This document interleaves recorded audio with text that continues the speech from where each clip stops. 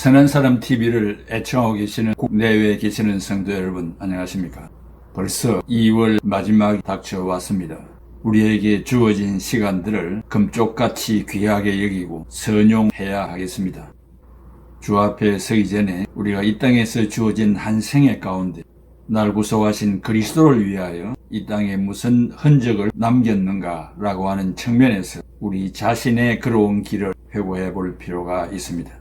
오늘은 의의 증가, Imputation of Righteousness라고 하는 주제입니다.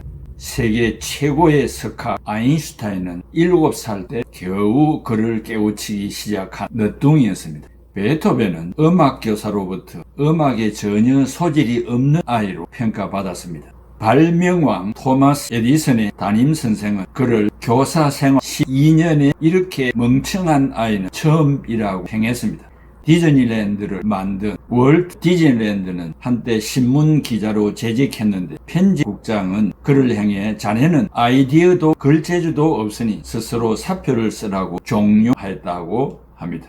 영국인들로부터 가장 존경받는 인물인 윈스턴 처칠은 6학년을 2번 다닌 학습 지진아였습니다. 세계적인 기업가 울워드는 점원 노릇을 하던 20대 초반 가게 주인으로부터 사업에 소질 없는 무능력자라는 핀잔을 들었다고 합니다.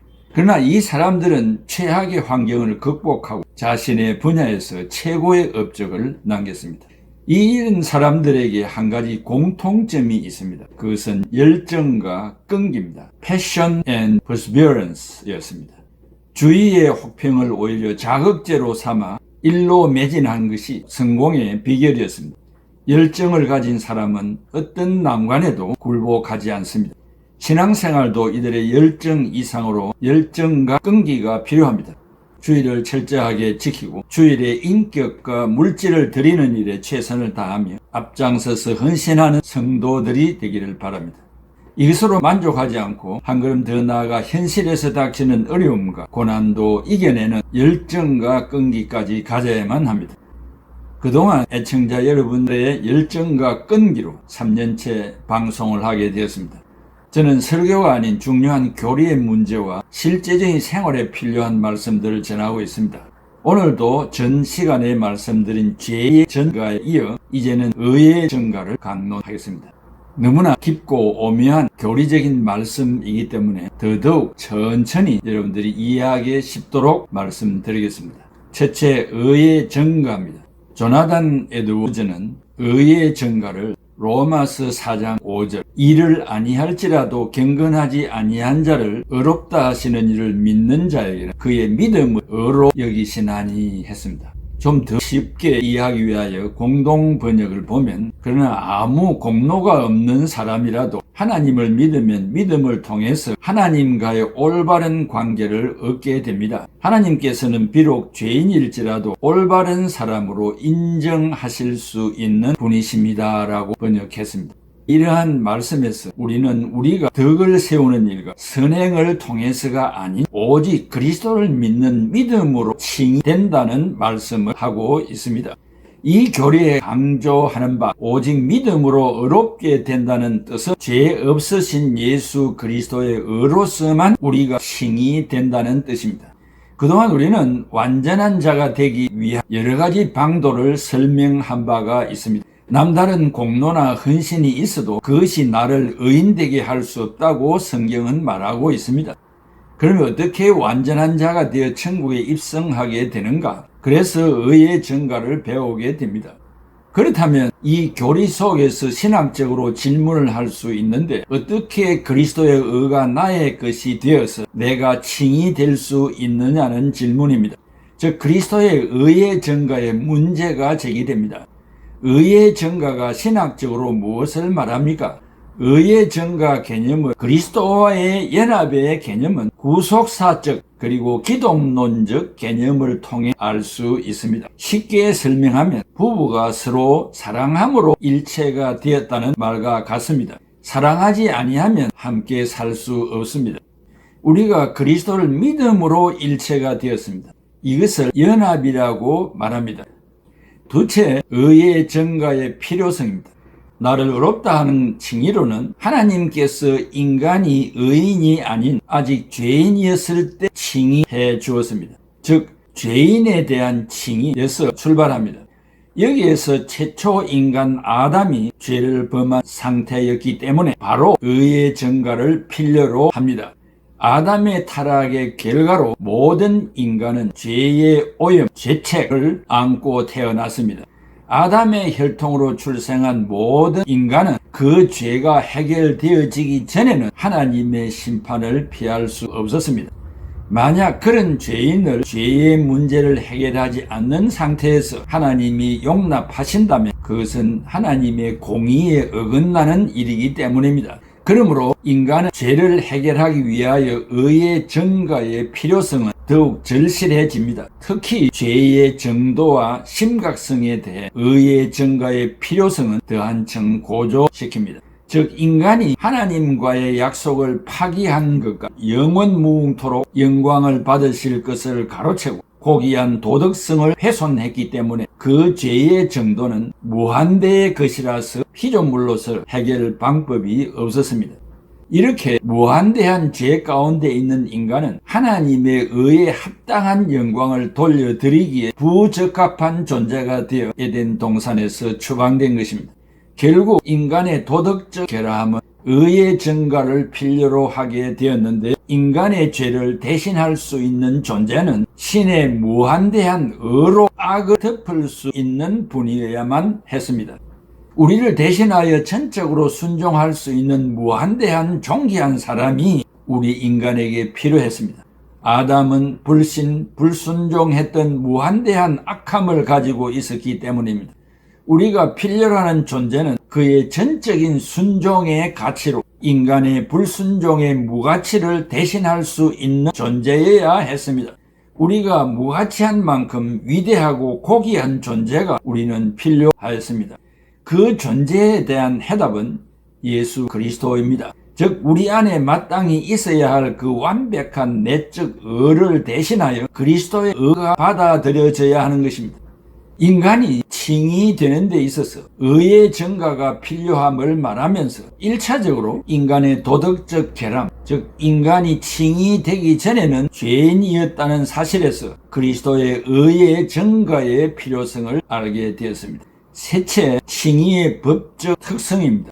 칭의는 성경에 이 용어가 사용되고 있습니다. 법적 특성이란 법정에서 재판을 할 때 판사의 역할이라 말할 수 있습니다. 판사의 임무는 검사의 공소 사실이 법대로 이루어졌나를 심의하여 구형의 이상 유무를 살피고 최종적으로 판결하는 것입니다. 영적으로 하나님이 재판관으로서 판결을 내리실 때 죄인을 의롭다고 하거나 유죄, guilty를 무죄, not guilty라고 할 수 없으며 당연히 의가 없이 칭의될 수 없는 것입니다. 재판의 결과에 따라 칭의 또는 정죄가 선언되는 것은 하나님의 법에 따라 내려집니다. 이 법은 하나님과 인간 사이에 영원히 변치 않는 의의 법, 의의 규칙으로서 심판의 법, 심판의 규칙이기도 합니다. 그 법에 따라 한 사람이 칭의 또는 정죄될 수 있는데 어떤 죄도 법률에 의하지 않고 정죄될 수 없습니다. 변할 수 없는 하나님의 법 조문에 따라 철저하게 결정되는 것이 칭의의 법정적 특성입니다. 죄인에 대한 칭의는 어떻게 이해되어야 합니까? 칭의는 법적 개념이기 때문에 하나님은 의가 없이 한 사람을 칭의하시지도 않을 뿐더러 하실 수도 없다고 잘라 말하고 있습니다. 의가 없는 죄인을 의롭다고 하시는 것은 하나님의 의에 부적합한 것입니다. 즉 하나님은 공의의 하나님이시기 때문입니다. 구체적으로 설명하면 하나님은 반드시 죄의 대가를 지불하시는 공의의 하나님이십니다. 칭의의 법적 개념은 실제로 의가 없는 죄인을 칭의하기 위해서는 의의 증가를 필요로 한다는 논리입니다. 그래야 하나님의 공의로운 마음을 만족시킬 수 있기 때문입니다. 특별히 여기에서 법적 개념의 칭의는 허구나 가상이 아니라 실제로 그리스도의 의가 나의 것이어야 합니다. 우리의 재판장이 우리 속에 완전한 의를 찾지 못하면서 우리를 의롭다 할 수 없습니다. 그러므로 그리스도의 의가 죄인에게 전가된 것을 사실상 인정을 받는 것입니다. 즉 죄인을 의롭다 하는 칭의라는 표현에서 죄인이 믿음으로 말미암아 그리스도와 연합되어 있을 때 그리스도의 의가 사실상 그 죄인의 것이 된 것입니다. 여기에 중요한 것은 그리스도와 연합되는 것을 강조합니다. 하나님은 택함 받은 백성들에게 그리스도의 의가 전가되어 실제로 그들에게 속해져 있는 것을 합당하게 여기십니다. 성경이 말하는 법정적 칭의의 개념은 죄인을 가상적으로 또는 허구적으로 의롭다고 간주해 주는 것이 아니라 믿음을 통해 그리스도와 연합함으로써 그리스도의 의가 실제로 죄인의 것이 되는 의의 전가에 근거하여 칭의가 되는 것입니다. 도덕적 자격이 없는 인간에게 그리스도의 의가 전가됨으로 법적 칭의의 특성을 만족시키게 됩니다. 그러므로 칭의의 법정적 특성은 의의 전가가 있어야만 하는 또 하나의 이유가 되는 것입니다. 예수 그리스도는 죄인들에게 자비를 베푸시되 소극적으로 법의 모든 형벌을 당하시며 그리고 적극적으로 법의 모든 요구를 완전하게 지킴으로써 법을 완벽하게 만족시켰습니다. 여기에서 법을 만족시킨다는 것은 소극적으로 법을 어긴 것에 대한 심판을 받는 것 외에도 적극적으로 법의 모든 요구를 성취하는 것도 만족시키는 것을 말합니다. 구속사적 관점에서 볼 때 하나님의 법의 권세와 존귀는 이 두 가지 면에서 충족되어져야 한다고 이해됩니다. 우리가 그리스도의 능동적인 순종에 의해 칭의를 받습니다. 영원하신 하나님의 아들이 인간이 범한 그 법에 자원하여 자신을 복종시키며 그 법에 순종하였던 것은 그 법을 지극히 존귀하게 생각한 일이며 그 법을 세운 하나님의 권세를 존귀하게 여긴 일입니다. 그러므로 우리는 그의 십자가의 죽음을 통해서 뿐만 아니라 그의 순종을 통해서 구원을 받는 것입니다. 에드워즈는 인간이 법을 어긴 것은 결국 법을 세우신 하나님의 존귀와 권세를 훼손한 것이기 때문에 법을 완전하게 만족시키는 것만이 훼손된 하나님의 존귀와 권세를 회복시키는 것이라고 말했습니다. 결국 그리스도는 법의 소극적 요구사항, 형벌을 받는 것, 함께 적극적인 요구, 이 순종을 모두 만족시킴으로써 인간을 대신하여 법을 주신 하나님께 무한한 존귀를 돌려드리는 일을 하신 것입니다.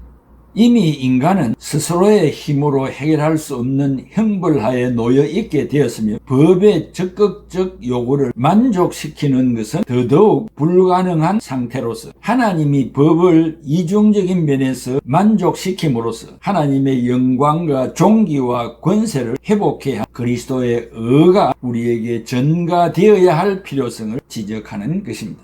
셋째, 의의 전가의 특성. 칭의의 개념에 있어서 두드러지게 부각되는 사상은 의의 전가가 칭의의 신학적 논리적 근거가 된다는 것입니다.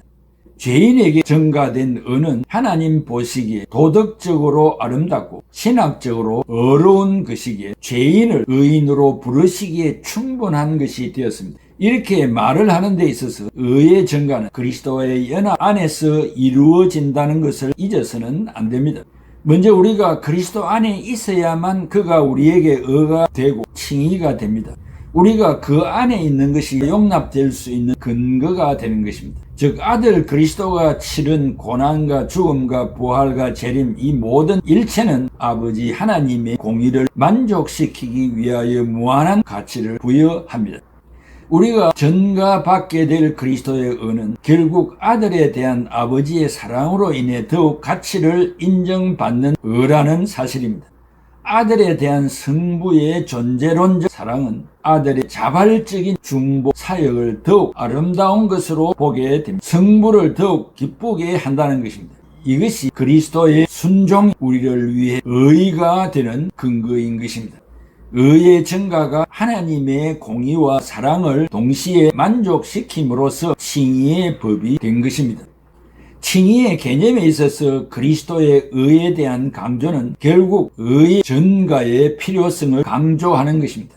인간의 도덕적 의로 칭의될 수 없고 오직 칭의의 법정적 특성과 하나님의 의의 전가로 성취되는 것입니다. 한마디로 그리스도의 의는 그리스도가 우리를 위해서 성부로부터 죄 사함으로 의인되어 천국을 얻는 모든 것을 종합하는 말이기도 합니다.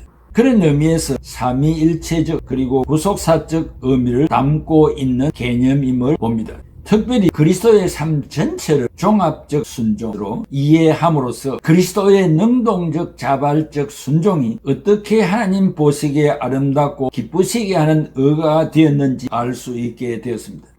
그리스도의 의에 대한 구속사적 이해가 결국 그리스도와의 연합을 통해 전가된 의의 신학적 의미를 결정지음을 확인하게 됩니다. 극적인 관심사인 칭의는 인간의 어떤 선이나 행위에 근거하는 것이 아니라 오직 믿음으로 그리스도와 연합함으로써 그리스도의 의가 우리의 것, 우리의 실체가 되는 사실에 근거한다는 결론을 지을 수 있습니다. 이제 우리는 믿음으로 성화의 단계에서 의의 전가로 완전한 영화의 몸이 되어 천국 복락을 누리게 되었습니다. 사랑하는 성도 여러분, 우리는 비공유적 속성과 공유적 속성을 배웠습니다. 비공유적 속성은 하나님만 가지는 거룩입니다. 인간이 가질 수 없는 것이라고 설명했습니다. 비공유적 속성은 하나님의 것이면서도 우리에게 허락하여 주셔서 하나님 앞에 예배할 수 있는 최소한의 윤리적인 삶을 요구하셨습니다. 그것마저 우리는 실천하지를 못했고 이스라엘 백성에 주어진 십계명도 지키지를 못했습니다. 오늘 그리스도의 피로 속량받은 저희들이 예수 믿은 지 오래되었지만 살면 살수록 죄가 더 짙어지고 많아진다는 사실을 이해하게 됩니다. 그러면 이러한 죄인이 어떻게 거룩한 나라의 영화의 몸이 되어 들어갈 수 있겠습니까? 결론적인 것입니다. 예수 그리스도는 죄 없으신 하나님으로서 몸을 입고 이 땅에 오신 하나님이십니다. 그 예수 그리스도를 나의 구주로 마음에 영접함으로 나와 그리스도가 일체가 되고 말씀에 순종함으로 우리가 완전한 영화의 몸이 되어 천국에 들어갑니다. 내가 범한 죄는 그리스도에게 전가되고 그리스도가 가진 의가 나에게로 전가되어 영화로운 몸이 되어 하나님 앞에 의젓이 서서 예수 그리스도의 대변으로 대주제시여 제가 이 땅에서 임종수를 위하여 십자가를 지습니다 라고 대변할 때 하나님의 허락을 받아 영생 복락을 누리게 되는 것입니다. 인간은 우리의 시조 아담의 범죄로 이 땅에 사는 날 동안 우리는 의인될 수 있는 자격이 0.001%도 없습니다. 전적으로 우리의 죄를 그리스도가 담당하시고 그리스도의 거룩하신 죄 없으신 그리스도의 의가 나에게 전가됨으로써 우리는 의인이 되어 완전한 자가 되어 천국에 들어가게 된다는 이 논리를 말씀드렸습니다. 이 말씀이 가장 핵심적인 말씀인데 이해될 때까지 반복적으로 경청하셔서 신앙인으로서 분명히 가져야 할 이 교리적인 척추를 여러분의 것으로 삼고 완성하면서 살아가는 여러분들이 되시기를 바랍니다. 기도하겠습니다. 고마우신 아버지 하나님, 은혜와 사랑을 감사합니다. 어떻게 죄를 가지고 태어난 인간이 완전해질 수 있으며 영화의 몸이 될 수 있겠습니까? 불가능합니다. 이루어질 수 없습니다. 그런데 우리를 긍휼히 여기시고 이 땅에 찾아오신 예수 그리스도를 내 마음에 영접함으로 연합되어 일체가 되어지고 그리스도께서 우리에게 주신 말씀대로 순종함으로써 오늘 우리가 점진적으로 성화에서 영화의 단계로 올마가 마지막에 하나님 앞에 인정을 받게 된다고 했습니다. 아버지 하나님, 그리스도의 의가 나에게 전가되지 않는 한 우리는 하나님 앞에 용납될 수 없습니다. 그리스도가 이 땅에 오셔서 십자가 지시고 고난당하시고 피조물을 통하여서 수모와 수치를 당했습니다. 그것은 죄인된 오늘 우리를 완전한 자로 만들어 주시기 위하여서 친히 고난당하신 것으로 우리는 알고 있습니다. 감사합니다. 영광을 돌려드립니다. 이 주님을 모실 때 죄인된 우리가 의인이 되고 완전한 자가 되어 하나님 앞에 설 수 있다는 이 엄청난 축복을 값없이 주신 것을 감사합니다. 만만히 영광 돌리면서 살아가는 우리 애청자들이 다 되게 하여 주시옵소서. 예수 그리스도의 이름으로 기도하옵나이다. 아멘. 주님 한 분밖에는 아는 사람 없어요.